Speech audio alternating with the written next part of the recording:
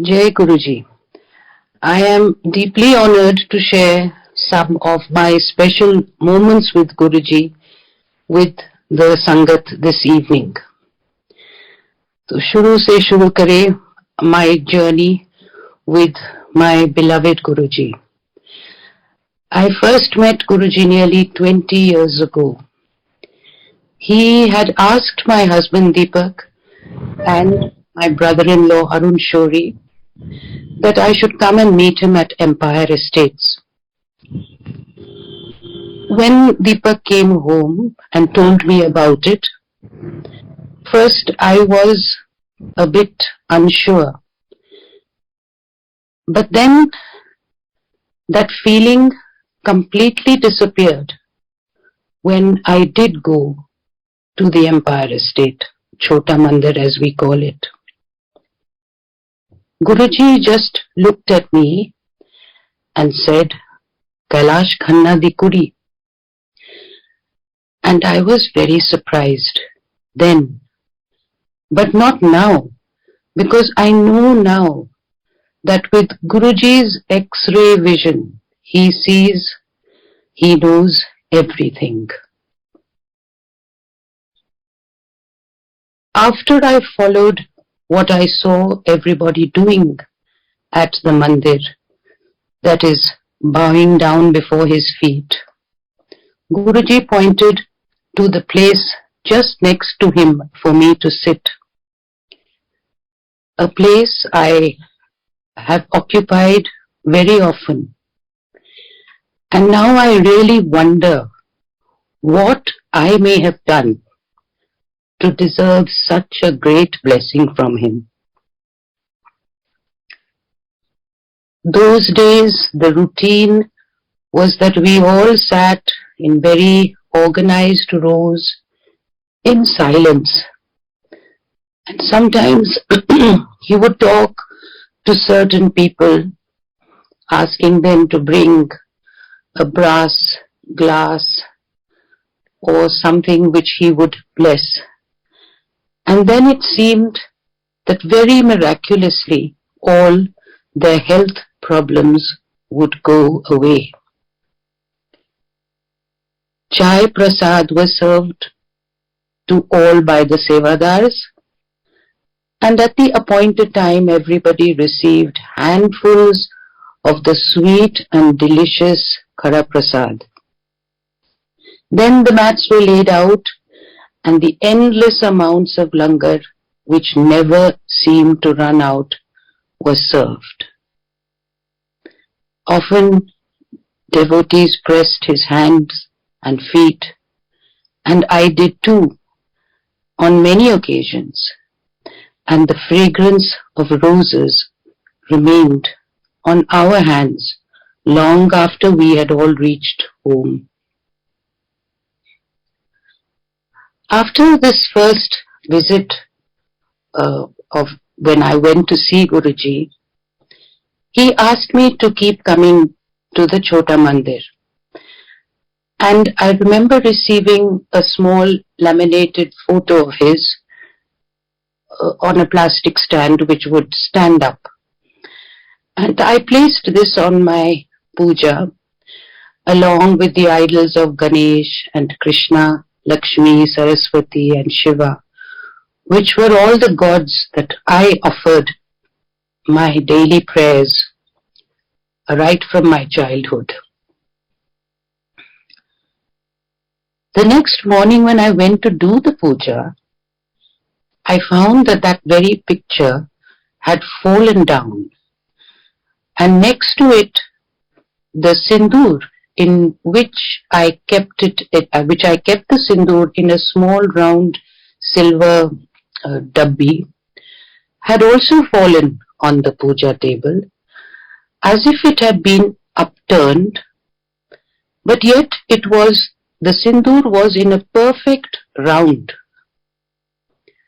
But the amazing part is that the empty dabbi was not upturned, but it was in the proper upright position, but it was empty. At first I thought maybe somebody has come in and done that, but it was most unlikely because it was very early in the morning. And I thought maybe some rat or something like that had come into the room and had dropped the photo and the sindoor. But I couldn't believe that the rat had managed to put the dabbi back upright. And much later Guruji told me that he had visited me that night and that he came often. And only then did I understand that I had witnessed one of his many chamatkars.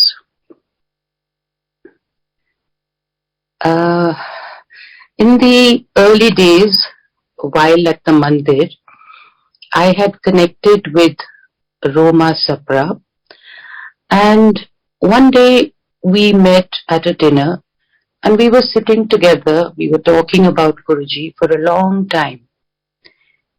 And as is the case with many of us, these connections and talking about Guruji brings tears to the eyes. And I was talking and crying at the same time. And the next day when I went to the mandir, Guruji pointed out that Roma Aunty and I seemed to be having a very good time at the dinner. And he actually did the action of, as if we were having a drink and quite merry. But that he knew, he was not upset about that at all. And he knew and he told us that it was all right because we were really only talking about him. It was quite shocking for me to realize that how could he have known all this? How did he know where I was yesterday and what I was doing? But as we all know, Guruji just knows everything. And Guruji used to, at the mandir, hand out wedding invitations of people who came to the mandir. And one of these days, he gave me also an invitation. Of course, I was going to go, but perhaps I was a little late. Suddenly I get a call from Roma and she says, Joni, Guruji wants to know whether you are coming. I said, yes, I'm on my way, Roma, but how did you know that my pet name is Joni? Because nobody knows me there as Joni. I'm only Jyotsna.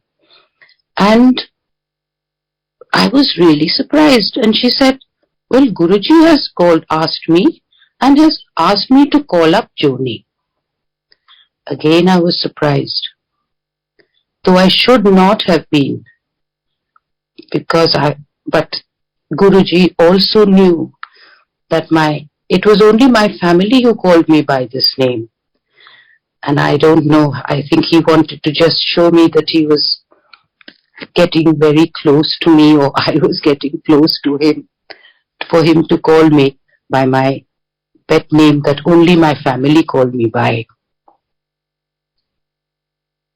So these early instances and incidents drew me to him very deeply. And I found that I was getting more and more connected to him. I would go very regularly to the mandir. I would enjoy sitting there. I would enjoy the times when maybe I was asked to press his feet, or I just found I was so happy there. I knew all the people by their faces. I didn't know their names. But there was a family feeling and a connect that we all shared, and that was so very clear right from the beginning. But I am saddened to tell you all that there was an incident when I made a mistake. Guruji had asked me to come to the mandir on a particular day, and on that day we had a dinner engagement that I was very keen to attend. So mistakenly I thought it would be okay if instead of Thursday I will go on Friday. And so my husband and I set off for the dinner, but we never made it. Because on the way, Deepak, my husband, started feeling very ill with pain in the chest, sweating, and all the parameters of a heart attack. So we had to rush to the hospital. At the emergency room there, the doctors told us that he had 90% blockages in 3 of his arteries and he would have to go in for immediate surgery. Now, at the hospital, my husband, my younger son, and my daughter-in-law, we were all there. And all of them felt Guruji's fragrance, but I did not. And even after, in the recovery room, where there was just Deepak and me and maybe a nurse or something, Deepak felt his presence, got his fragrance, but again, I did not. And I know that this was Guruji's way, not of punishing me, but of somewhat ignoring me. Because I was really the one who was connected with him. I was the one who used to go to the mandir. And I couldn't believe that why am I not getting his fragrance? Anyway, my husband recovered, and soon enough when I went to the mandir, he told me, he said, I have given your husband a second life. And if only you had come to the mandir as I had told you,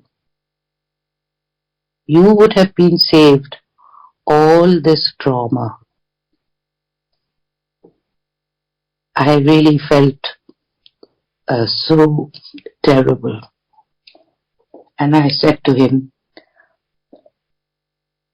I said, Guruji, I will never ever make this mistake again.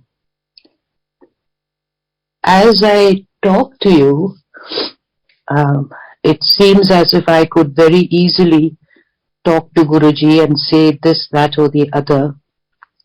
But to be very frank, I really couldn't utter any words to him. And he always spoke in Punjabi. And though my father is a Punjabi, I do not know hardly any Punjabi. My mother being a Malayali, but saying that, I don't know any Malayalam either. I've been brought up and in a Western education where we speak only English, we speak at home in English, and it's quite ridiculous, but I'm not good with languages, and even after living in Delhi for 30 years, I speak a very hopeless form of Hindi. So I told KP, I said, you must please excuse me, but if I am to talk and share these experiences, I would not be able to do it in Hindi. So I hope that I'm sure that everyone will understand and will know and follow what I'm trying to say.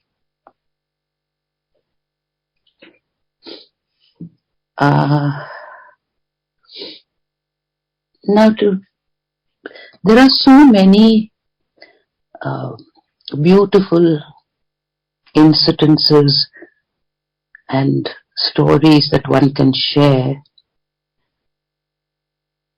and it's difficult to really, because something happens almost every day when you are connected with Guruji. But I remember at our younger son's wedding, on the day of the Sangeet, we were decorating the house with the flowers. All the relatives and friends and everybody had come from different parts of India and the world. And suddenly I hear my husband call out to me and he said, come quickly. My mother Dadi, as we all called her then, Dadi has passed out. And this was really, we were just about going to be getting ready for the festivities and for the Sangeet and so on, which was in the morning. We had it in the morning. Dadi was not keeping good health those days, but she was fine, but she was an old lady and she did have some issues with her health. Well, I ran to Guruji's picture, a big picture that he had given me, and I really cried and prayed. And I said, Guruji, please, not today. Let nothing happen to Dadi today. And I ran down to her room where she was. And you will not believe it, but as I entered her room, Dadi opened her eyes, she turned, and she sat up in her bed. And she recovered so quickly and so fast, as if she had not been ill at all. She sat through all the functions. She gave her blessings to my children. And it is really true when you say that if you pray with a complete, that, you must help me now. You must help me. That prayer never goes unanswered. And with Guruji, it never ever goes unanswered.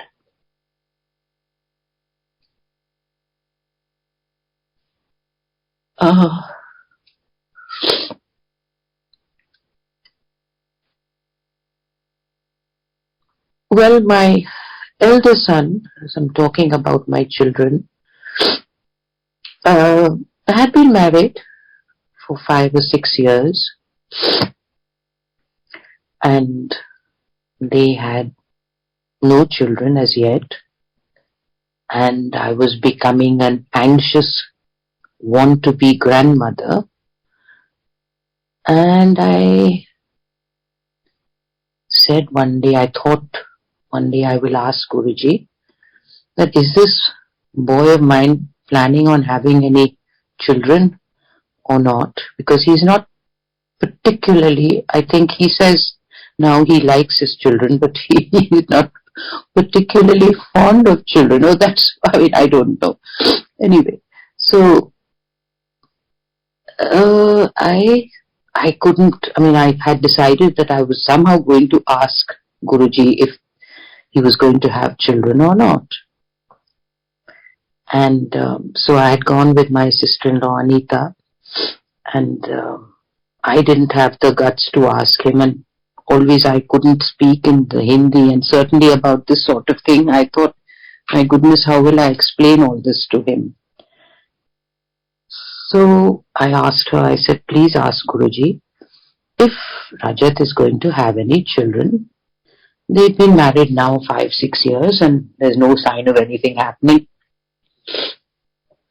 So she asked him, and then Guruji said that you bring a picture of Rajat.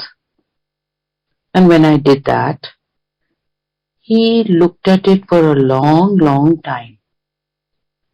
And then he kept it with him. And at once I thought, oh, okay, probably children are not in their kismet. Guruji said, you ask your son to come and meet me, to come to the mandir.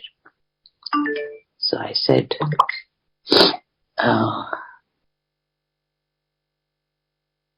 yes, I will do that. But of course he was living in America at the time, and I didn't know really when that was going to happen, when he was going to come, and so on. But as it happened, younger son's wedding was also fixed up, and they were coming for the wedding. So I thought when he comes for the wedding, I will take him to see Guruji, him and his wife. So we went. Of course, we sat. We had the langar and everything, and he enjoyed all that, and then we left. I didn't ask about this, but I just left it. And when we went home the next day, there were some functions that had to be done. So for my younger son's wedding. So my daughter-in-law said that, Mummy, I don't think I can sit in on the puja today because I'm not well, I'm down, and so I should not sit in the puja. So I said, no, it's fine. I don't believe in all this. This is a natural process. You can sit, and that it's fine.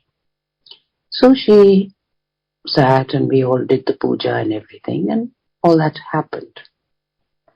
And after the wedding, they went back home to the US.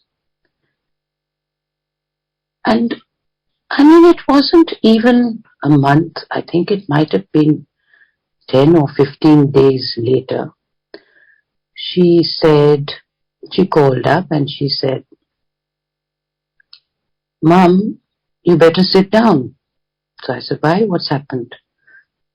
And she said, you better take out your knitting needles. She said, I'm going to have a baby. So I said, how can you be pregnant now? You couldn't sit in the puja because you were not well and you were down. How can you be having a baby now? I said, are you sure? And she said, yes, I'm sure. And so it was so strange that happened like that. And then Guruji told me that maine do ditta. And I thought maybe, they'll have one and then another. But no, they had a set of twins. And subsequently, about 7 or 8 years later, they had a second set of twins. So he he blessed us with so many children, beautiful boys, and it was really something that was amazing, and something that I'm so grateful and so, well, I mean, everyone knows, I guess, what it is to become a grandmother. It's one of the most amazing experiences to go through, and I hope that everybody gets that opportunity. One day I was sitting next to Guruji, and I thought, just this thought came into my mind that I wonder what the Bada Mandir is like, because I had never been there. And he immediately turned to me and said whether I wanted to go to the Bada Mandir, and I said yes, of course. So I think a lot of the Sangat was quickly, given, what is the word he used to use when you have to, Agya, I think. Yeah, you were all given Agya. And then most of everybody left. There was just Arun and Anita and myself, and I think Menaka Gandhi and Guruji. And we went, and Deepak, I think, my husband was also there. And we went to the Bada Mandir, and Guruji walked with us through all the rooms and every part of that home, that mandir, which was his home. We even went into the gufa, the cave, where he showed us where just a single lamp was burning. And he said, this is where I meditate. He showed us his room, and his clothes, and his shoes. And I was amazed. Guruji had the very latest pair of Nike shoes. And I thought, it was a very wonderful Guruji. And yes, it was just amazing that we were able to see it. And there were flowers blooming. And he said, these are all unseasonal flowers that are blooming here. So that was really quite an experience. And I count myself, I don't know, so, I mean, more than doubly blessed. It's not something I can even put into words, that why he came and why he took us there. And he used to tell me that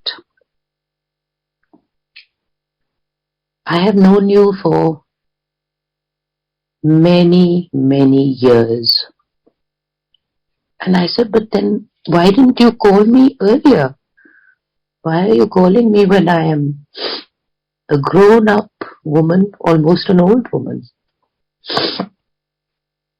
And he said, there is the right time and the right place for everything.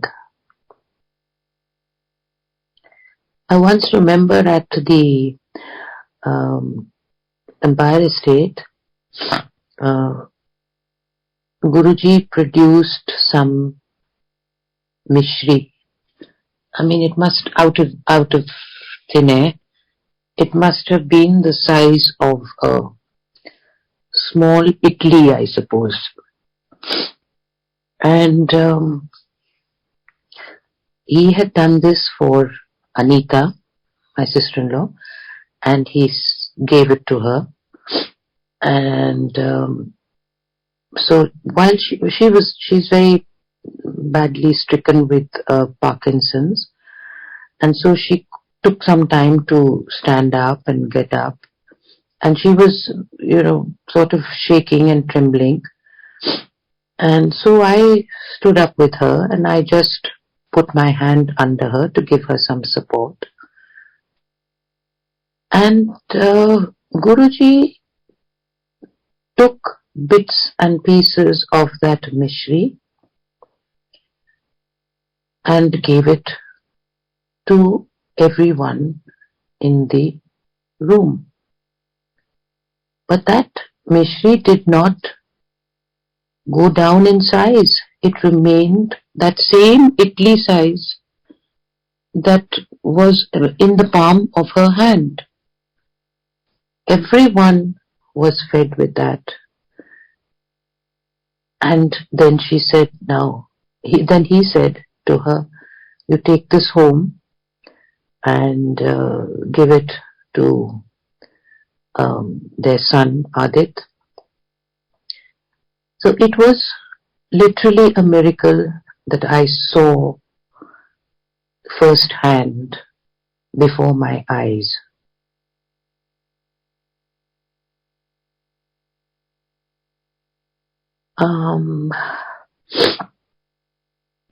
Now, in my youth, I was a classical Bharatanatyam dancer, and now I teach and choreograph and do things like that. And again, suddenly, while I was sitting at the mandir, I think I was at the Bada Mandir, and it was Guruji's birthday because there was a lot of celebrations going on. And again, I thought to myself that I would love that my students would get the blessings and the opportunity to dance at the mandir, because many people used to sing and they would have, I'm not sure if I have seen dancing, but definitely there used to be singers who used to sing at the mandir on special occasions. So when I thought to myself that I would love the children to dance here, again he just turned to me and he said, he fixed the date that, come on, I can't remember now the date, but he said, let them dance here on such and such a date. I mean, it just used to always take my breath away that how he could read the smallest thoughts that just flashed by your mind for a second, and he would make them a reality, knowing that it would give so much happiness, pleasure, and so on. It was just something which was, I mean, I know you have all experienced, those of you who have been with him in his roop as a human, or I don't know even what to call it, as a God on earth. We have all experienced these beautiful miracles that he would always perform for us. Another time, I had, we had a performance in Italy, I think it was, and we had I had to go there with my troupe of about 7, 8 dancers, and every day we had to get the Schengen visa, and everybody had got the visa, but there was one girl who was not getting the visa. Now, when you dance in a troupe, if that one girl is missing, it's very difficult for the troop. The troop is incomplete, and it's very difficult to really go. And we had to go in the next 2 or 3 days, and this visa was just not coming through. And so when I entered the visa office, I said, Guruji, please let Nitya get her visa today. Please let her get the visa today. Otherwise, we really may not be able to go. And after a bit of waiting about and this, that and the other, the visa did come through.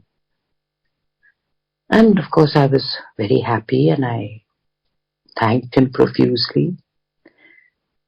And I got into my car, getting ready to go home. And the driver says that, Guruji, abhi nahi hai. So I said, what do you mean? Which Guruji? I mean, I couldn't accept that Guruji was no more. So I said, what are you saying? You're talking nonsense.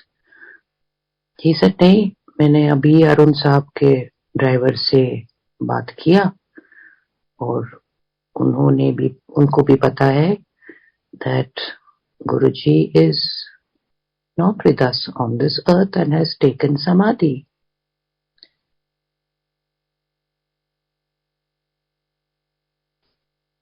I mean, it must have been the saddest day for many, many, many. But he had told me, he said, when I'm not here, I won't be here very much longer.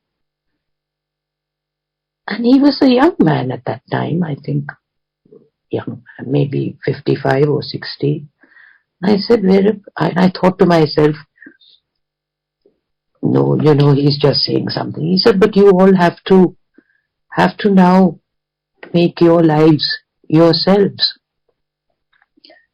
Anyway, I never at all expected that he would leave us so abruptly. And as was my usual routine, when I would go to the mandir, I would always have a bath and wear fresh clothes, wear a salwar kameez or a sari, which I don't normally wear all the time. I'm normally in very casual pants and things like that. But that day, when I had gone to the visa office, I was wearing trousers and a shirt. And when I got this news, I said, I cannot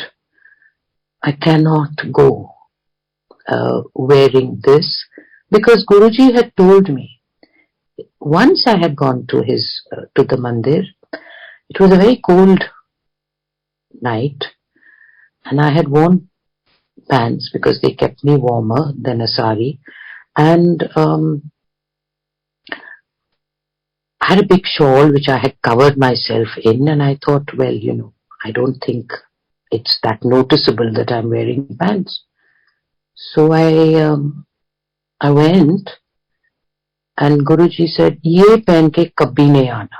And I felt so bad. So I said, okay, I will not. But that day, when he had taken samadhi, I was in those trousers, and I said, I'm not going to go to the mandir wearing this, though I wanted to go immediately. But I rang up my husband and he said, you please come home. You're not going alone because you will be in a terrible state. So you come home and we'll both go together. So I went home, I changed, and I saw Guruji lying in a small casket, and he looked so small, whereas he was such a towering being. And I know the whole of everybody there was just in such grief.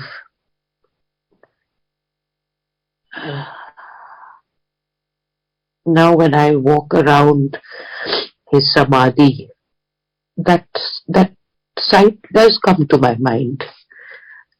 But I know that because he's talked to so many people, and he has connected with so many new people, new Sangats. He's so much there. There's no way that he's gone anywhere. He talks to me now. I talk to him every day, every morning. First thing is good morning, Guruji. The last thing is good night, Guruji. And the 20 odd hours in between, he is always in my heart. Before I start to do anything, whether it is even,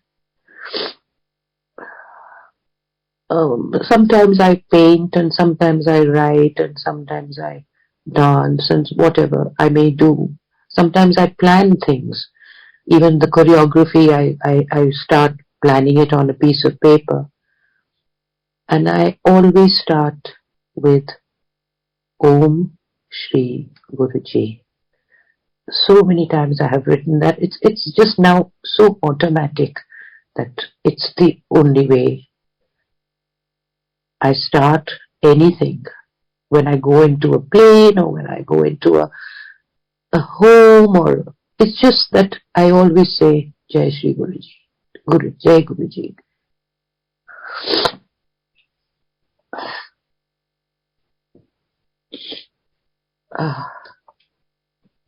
I always cry so much when I think about him and when I talk about him. And Guruji had given me, of course, this large, big photograph, which is where I speak to him every day. He's given me his Jyotis, which he's given, I know, to many. He gave me some scarves, which I put all this on my puja table, and I speak to him every day. And one day I had asked him, that Guruji, you do so much for us, so much for us. What do you expect from me? What can we do as a form of thanks?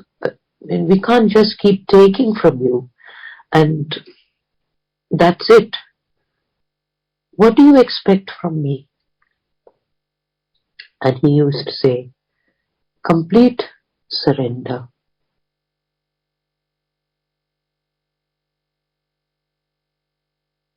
I used to go to temples, but now I don't feel the urge to go, as he is looking after all of us, all my family, all my friends, everybody, even even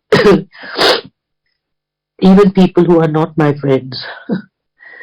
I sometimes pray for them, and he always answers my prayers.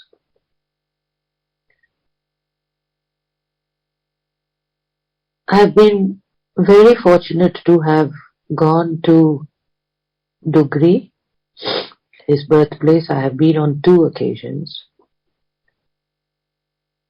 The second occasion when I went, Guruji was no longer, he had taken Samadhi.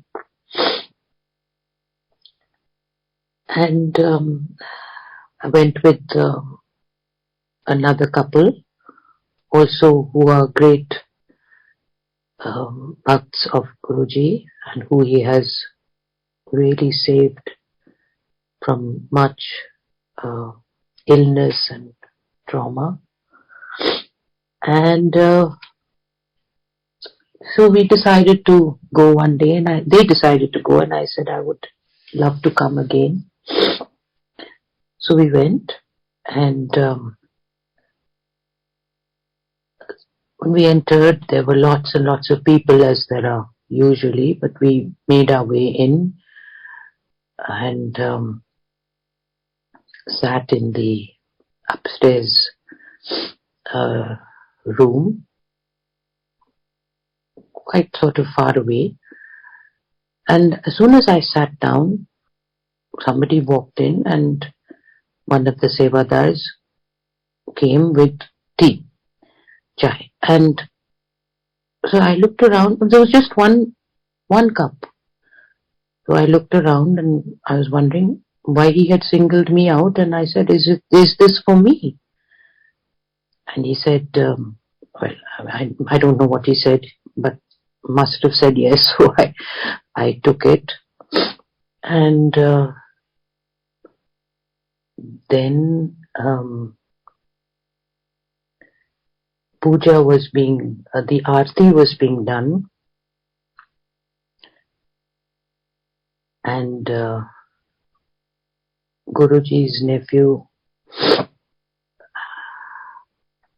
called, sort of motioned towards me. He called me, and he said, come to do the aarti. There were other people also doing the aarti with him. And he handed me a handful of walnuts and mishri or different things.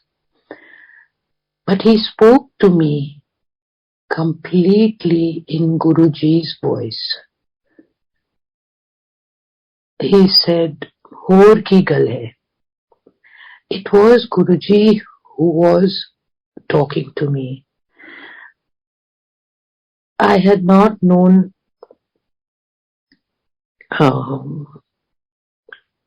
Guruji's nephew. I had not seen him. I didn't know who he was. But he called to me, and it was Guruji talking to me. And we did the aarti, and I felt, again, I wonder, what have I done that has given me this huge blessings?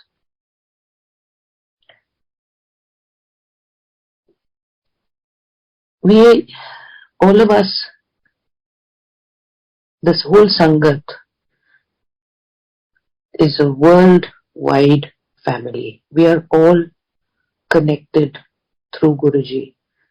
Once I had asked him, I said, "Guruji, have you been to America?"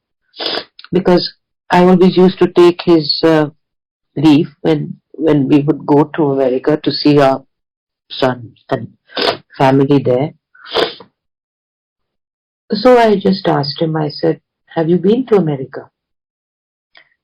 And he said, yes, he had been there telepathically. Because people there get his fragrance just like they do here. All over the world, Guruji is all over the world, spreading his grace, his kindness, his help, and really with only asking for our surrender. And I know that we have all completely surrendered to him. There is no one in the Sangat who does not feel individually connected with Guruji. And not a day goes by when I don't fold my hands before his picture. As I said, I say good morning to him, I say good night, and the rest of the day, of all my hours, waking hours, Guruji is in my heart. So to you I say, Guruji, I have surrendered a long time ago. I surrender before you, Guruji. Thank you for everything that you have given me. Keep us always in your loving care. And I love you, Guruji. This is my daily special prayer to him. He had asked for complete surrender, and that is what I do. I know that his glory will spread throughout the world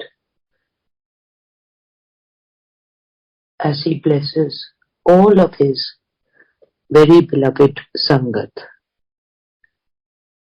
I thank you for listening to me. I'm sorry if I have been rambling on, but I thank you very much. Jai Guruji.